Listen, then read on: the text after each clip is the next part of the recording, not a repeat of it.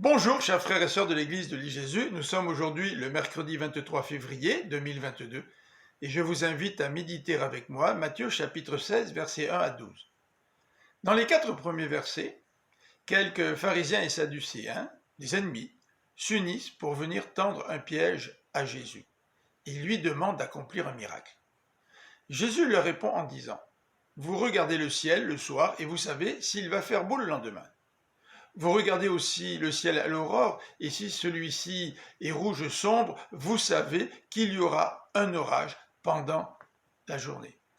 Vous savez reconnaître le signe ou les signes dans le ciel, mais vous ne savez pas reconnaître les signes des temps. Et Jésus va les traiter de gens mauvais et infidèles. Ces gens demandent un miracle, mais aucun ne leur sera donné à part celui de Jonas.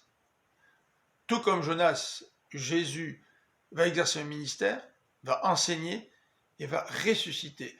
Ce sera cela le signe qui sera donné.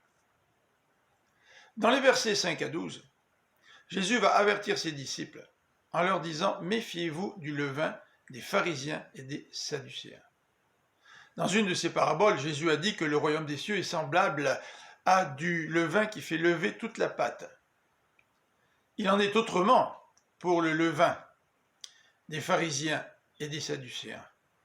Ce levain s'oppose à celui du royaume. Il s'agit de l'enseignement, dit Jésus. Méfiez-vous de l'enseignement des pharisiens et des sadducéens. Leur notion de pureté ancrée dans la tradition ne reconnaît pas que le vrai problème de l'être humain se trouve dans son cœur, a déjà dit Jésus, notamment au chapitre 15. Ces mêmes pharisiens, ces mêmes scribes tombent dans l'hypocrisie. Par exemple, au lieu d'utiliser leurs biens pour aider leurs parents, ils préfèrent offrir ou les offrir à Dieu.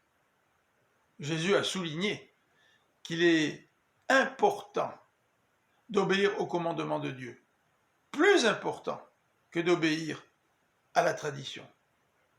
Par contre, le levain du royaume honore une femme impure, une cananéenne. Jésus guérit sa fille. Le levain du royaume guérit les malades et nourrit les foules. Malgré tous ces miracles, ses adversaires, c'est-à-dire les pharisiens et les sadducéens, s'unissent contre Jésus, qui n'encourage pas le respect de la tradition.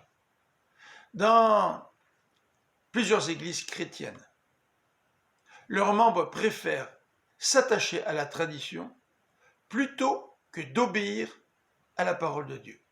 Que le Seigneur nous en préserve. Je vous souhaite une bonne fin de journée, que sa grâce et sa paix vous accompagnent. À demain.